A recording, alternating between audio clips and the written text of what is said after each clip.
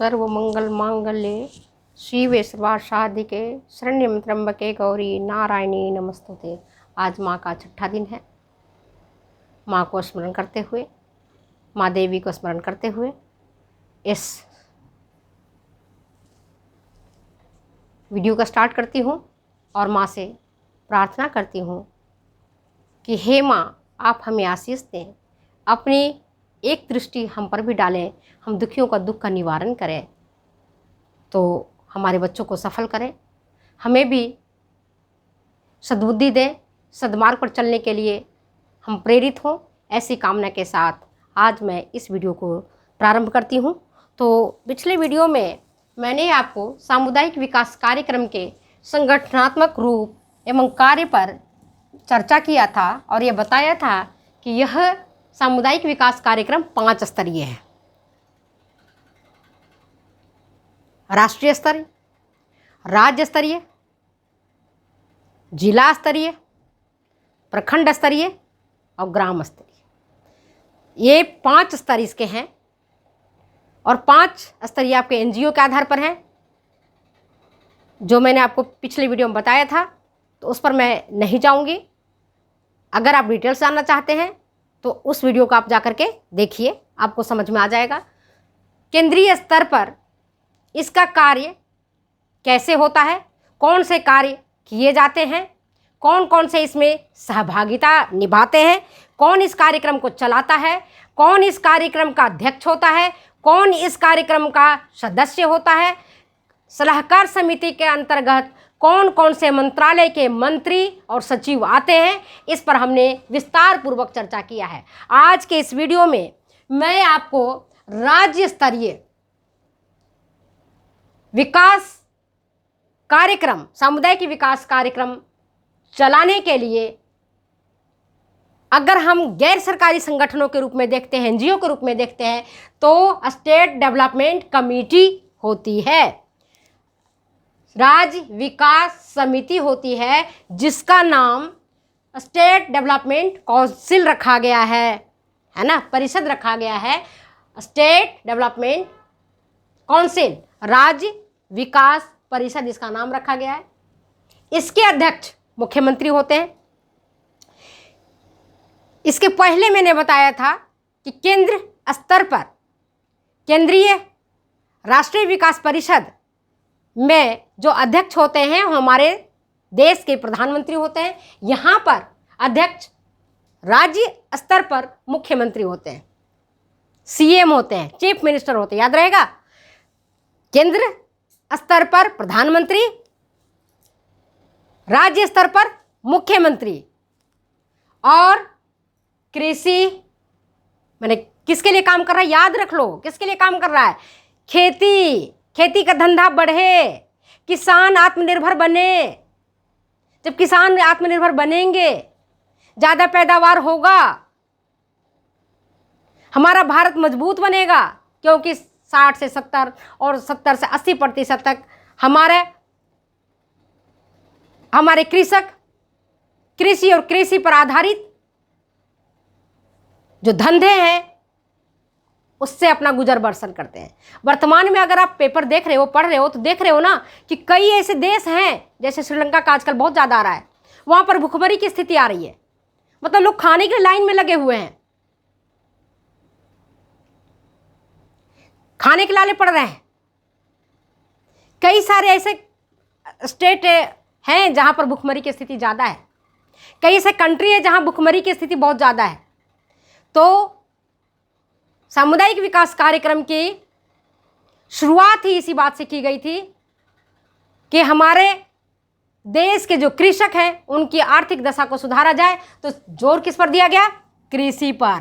कृषि कैसे हो, अब इससे रिलेटेड याद रख लो, कृषि खेती कैसे होगा, उसके लिए सिंचाई होना चाहिए, सिंचाई का साधन होना चाहिए, क्योंकि हमारी खेती तो हमारी इंद्र भगवान की मेहरबानी पर डिपेंड करता। इंद्र मेहरबान तो खेत में हो गया धान, और इंद्र नहीं मेहरबान तो सब कुछ चला गया। तो सिंचाई के साधन की व्यवस्था के लिए अलग मंत्रालय है। तो कृषि मंत्री, सिंचाई विभाग के मंत्री, लोक निर्माण विभाग PWD, इनके मंत्री वित्त, और इन सबके लिए क्या चाहिए? धन चाहिए। पहले चाहिए पैसा। बिना पैसे के तो कुछ काम ही नहीं हो सकता। आप पूरे दिन भी बिना पैसा का नहीं चला सकते हो। कभी साग चाहिए, कभी सब्जियां चाहिए, कभी बच्चों का कोई और आवश्यकता की चीज़ चाहिए, कभी दवाई चाहिए, कभी कुछ चाहिए। आप देखते हो उसके सबके लिए चाहिए पैसा। तो वित्त मंत्री, सहकारी और सहभागिता मंत्री, इन मंत्रालयों के मंत्री इसके सदस्य होते हैं मुख्यमंत्री के। इनके अध्यक्ष, मुख्यमंत्री राज्य स्तर पर उनके अध्यक्ष होते हैं। और जो मैंने अभी आपको बताया, कृषि मंत्री, सिंचाई मंत्री, वित्त मंत्री, सहकारी मंत्री, लोक निर्माण विभाग के मंत्री, ये सारे इनके सदस्य होते हैं। और इनको क्या करते हैं? सलाह मशविरा करते हैं, इनको एडवाइज करते हैं, इनको सलाह देते हैं कार्यक्रम को चलाने के लिए।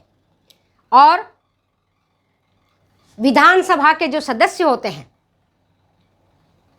जिसमें MLA, नाम आपने खूब सुना होगा। अभी देखो चुनाव हुआ है, हर जगह चुनाव का, हर 5 साल में चुनाव हो जाता है। तो MLA जो उनके होते हैं, वो सारे सदस्य मिल करके सलाह मशविरा करते हैं। किनके साथ? इन लोगों के साथ, मुख्यमंत्री के साथ। और जो जो आवश्यकता है उस राज्य की, क्या प्रॉब्लम्स है, क्या नीड्स है, उस पर फोकस किया जाता है और बताया जाता है। राज्य भी तो बहुत बड़ा है, बहुत बड़े राज्य में तो बहुत सारे ज़िले भी हैं, बहुत सारे ज़िले हैं तो देखो बहुत सारे ब्लॉक भी हैं, बहुत सारे गांव हैं। तो ये क्या करते हैं कि उस राज्य की क्या प्रमुख समस्याएं हैं, क्या उनकी आवश्यकताएं हैं, उन पर ये जोर देते हैं। और मुख्यमंत्री को कहते हैं कि आप हमारी आवश्यकताओं को, आप हमारी समस्याओं को केंद्र सरकार तक पहुंचाइए और उससे संबंधित हमारे कार्यक्रम बनाने के लिए वो उनको सलाह देते हैं, मशविरा करते हैं उनके साथ। और कहते हैं कि हमारे राज्य में, हर एक राज्य की अलग अलग आवश्यकताएं हैं। भारत विशाल देश है, सबकी अलग अलग आवश्यकताएं हैं, सबकी अलग अलग समस्याएं हैं। तो उन समस्याओं से संबंधित बातों को वो मुख्यमंत्री तक पहुंचाते हैं और फिर मुख्यमंत्री उन बातों के केंद्र सरकार तक पहुंचाने का कार्य करते हैं। सचिव इसका डेवलपमेंट कमिश्नर होते हैं। अगर हम सरकारी संगठन के रूप में देखते हैं तो सरकारी संगठन में सामुदायिक विकास मंत्रालय के मंत्री, विकास आयुक्त इसके, डेवलपमेंट कमिश्नर, विकास आयुक्त इसके होते हैं अध्यक्ष। और कृषि, खाद्य, सामुदायिक विकास मंत्री, ये सारे मिलकर के, अभी मैंने पिछले वीडियो में मैंने बताया था कि जो भी कार्यक्रम चलाए जाते हैं जनता के सहयोग से और चलाए जाते हैं। अगर जनता सहयोग नहीं करेगी, जनता उसमें पार्टिसिपेट नहीं करेगी, जनता उसमें अपना पूर्ण समर्थन नहीं देगी, तो कार्यक्रम भले ही उनके लिए चलाया जाता हो, वो कार्यक्रम की सफलता नहीं ही होना, कार्यक्रम विफल हो जाएगा, क्योंकि जनता उसमें पार्टिसिपेट ही नहीं कर रही है। आप थोप करके, डंडे मार करके कितने कार्यक्रम चला लोगे? नहीं चला लोगे नहीं। जब तक आपके अंदर शिक्षा नहीं होगी तब तक आप क्या काम कर सकते हो? खुद ही देखो ना, आपके घर में 4 सदस्य हैं, 5 सदस्य हैं, अगर घर में अन्य सदस्यों को भी इच्छा होता है तो देखो काम फटाफट होता है। अगर सदस्यों की इच्छा नहीं होती है, एक काम बताया, काम किया, फिर सदस्य घर के दूसरे भाग गए, काम नहीं किए, तो काम होगा क्या? समन्वय स्थापित होगा क्या? गुड रिलेशंस रहेंगे क्या? डेवलपमेंट होगा क्या? नहीं होगा, क्योंकि 4 सदस्य चारों दिशाओं में चले जाएंगे। तो जब चारों दिशाओं में चले जाएंगे तो डेवलपमेंट का काम ठप हो जाएगा, रुक जाएगा। तो यही स्थिति एक राज्य की स्थिति में होता है कि सरकारी और गैर सरकारी संगठन दोनों मिलकर के राज्य के हित के लिए, जनता के कल्याण के लिए काम करते हैं। इसका मुख्य काम है कि जो कार्यक्रम, अब हम इसका देखते हैं वर्क क्या है। केंद्रीय स्तर पर देखे थे कि कार्यक्रम को बनाना, देश के हित के लिए, ग्रामीणों के विकास के लिए कौन कौन से कार्यक्रम बनाए और चलाए जा सकते हैं, इस पर केंद्र सरकार निर्णय लेती है और केंद्र सरकार इसके लिए धन मुहैया कराती है, पैसे उपलब्ध करवाती है। यहाँ हम क्या देखते हैं कि जो कार्यक्रम केंद्र सरकार ने तैयार किया, उस कार्यक्रम को राज्य सरकार संचालित करती है, क्रियान्वित करती है और उसको सफल होने के लिए, उस कार्यक्रम को पूरे जोर शोर से सफल होने के लिए पूरा जोर लगाती है और चाहती है कि इस कार्यक्रम जो चलाया जा रहा है इसका लाभ जनता को मिले। तो इसका मुख्य काम क्या है? केंद्र सरकार द्वारा बनाए गए कार्यक्रम को क्रियान्वित करना, मतलब चलाना और उसका लाभ जनता तक पहुंचाना। ये हमारा राज्य सरकार, राज्य स्तर पर सामुदायिक विकास कार्यक्रम जो बनाए जाते हैं उसका मुख्य उद्देश्य होता है। सरकारी संगठन में डेवलपमेंट कमिश्नर इसके होते हैं अध्यक्ष। कौन होता है? Development commissioner. यहाँ पर अध्यक्ष होता है। एनजीओ में मुख्यमंत्री, और इनके जो अन्य मंत्रालयों के मंत्री होते हैं जिसमें खाद्य, कृषि, सिंचाई, लोक निर्माण विभाग, वित्त विभाग, इनके मंत्री इनके होते हैं सदस्य। और जितने भी विधानसभा के सदस्य होते हैं, जो एमएलए होते हैं, और वो सारे